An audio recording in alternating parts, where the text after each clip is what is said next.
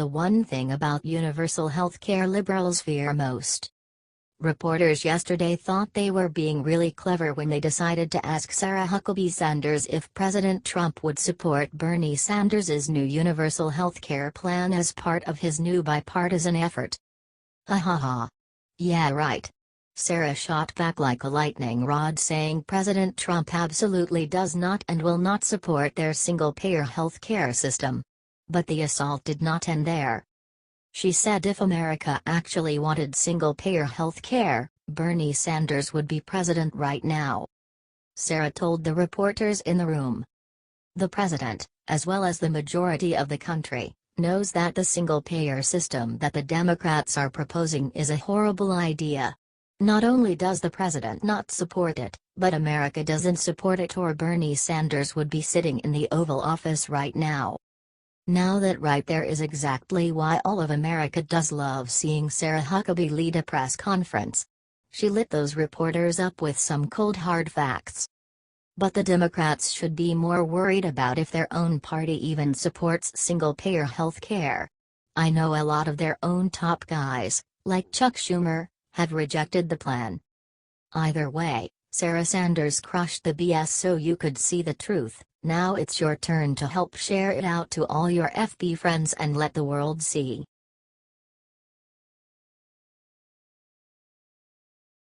Moments ago, Trump met with the Democrats at White House to do something totally unexpected.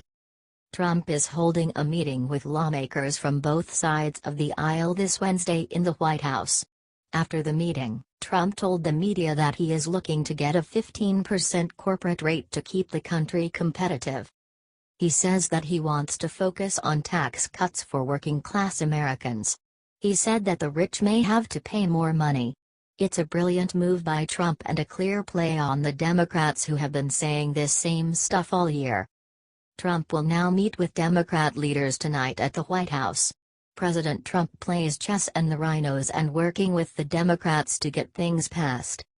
Share this everywhere if you want Trump to lower taxes and make this country great again. Thanks for reading.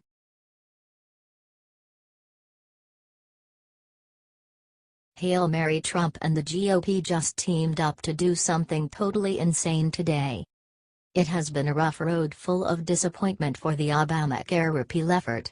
3 senators opposed the skinny repeal in August, tanking bill and frustrating President Trump and his supporters. It looks like hope could be on the horizon, however, as 2 Republican senators are crafting a new Obamacare replacement.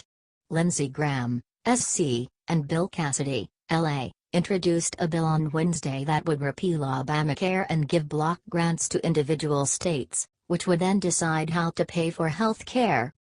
President Trump did not address the specifics of the plan, but was happy the repeal effort was moving forward, saying, "I applaud the Senate for continuing to work toward a solution to relieve the disastrous Obamacare burden on the American people.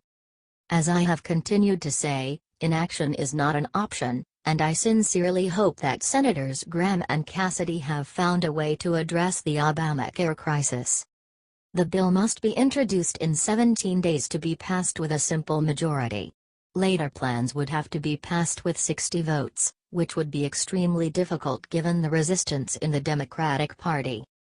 4 Republicans are co-sponsoring the bill, and Dean Heller, NV, and Ron Johnson, which have also signed on to it. John McCain, Oz, who cast the deciding vote against the skinny repeal, has also signaled his approval of the new bill. "This is great news. President Trump is on board, and it sounds like we may be rid of Obamacare by the end of the month." H.T. Bloomberg.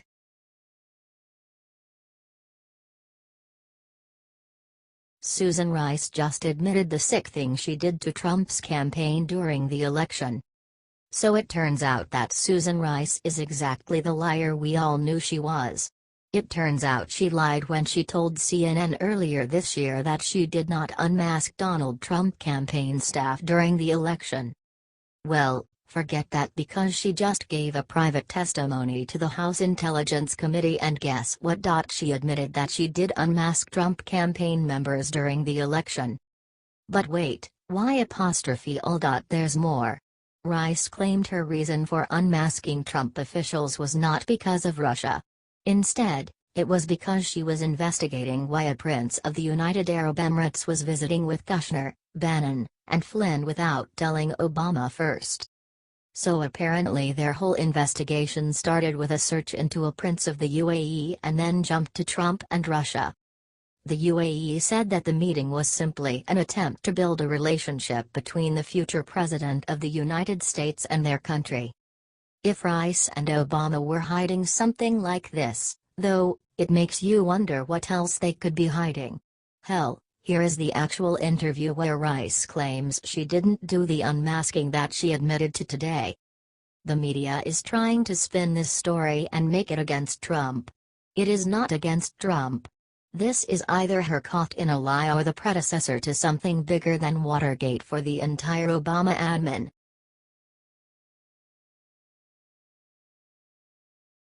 Right before bed, Trump knocked Hillary out with the cold hard truth. What he said left her shaking. In a pathetic interview yesterday with Anderson Cooper, Hillary Clinton blamed everyone under the sun for her election loss. Clinton claimed that she would have won if not for James Comey's investigation into her emails.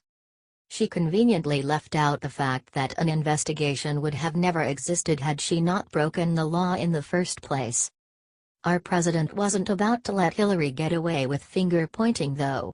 Last night, President Trump took to Twitter and reminded Hillary of why she really lost. The deplorables came back to haunt Hillary. They expressed their feelings loud and clear. She spent big money but, in the end, had no game. Trump also called Hillary out for blaming everyone but herself, writing, "Crooked Hillary Clinton blames everybody, and everything, but herself for her election loss. She lost the debates and lost her direction." Intelligent Americans know that Trump didn't win because of the fake Russia scandal, white supremacy, sexism or anything else on Hillary's laundry list of complaints. Donald Trump won because he was fighting to put Americans first. He was genuine and his love for our country was undeniable. Maybe if Hillary would have spent a little less time bashing Trump and playing identity politics, she would have had a better chance of winning. Not a much better chance, but a better chance nonetheless.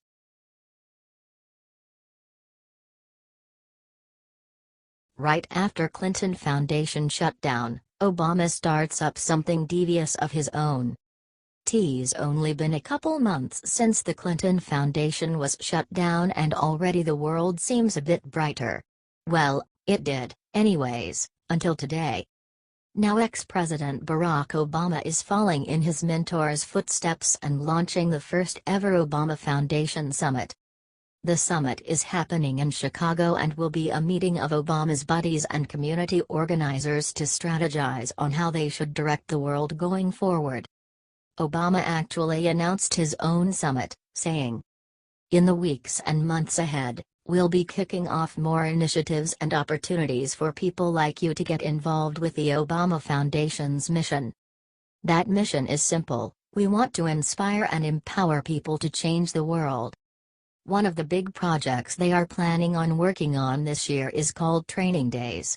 These days are essentially a way for Obama and his buddies to hijack the directionless leftist millennials and use them for their own bidding. Don't believe me? Their own official reason for the days was to teach young people how to put civics into action where they live.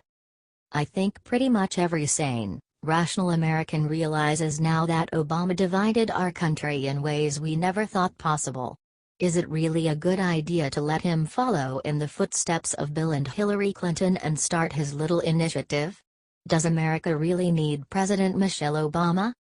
If you all don't wanna see that happen, then help stop it by sharing this out and make people aware of what's going on behind the scenes.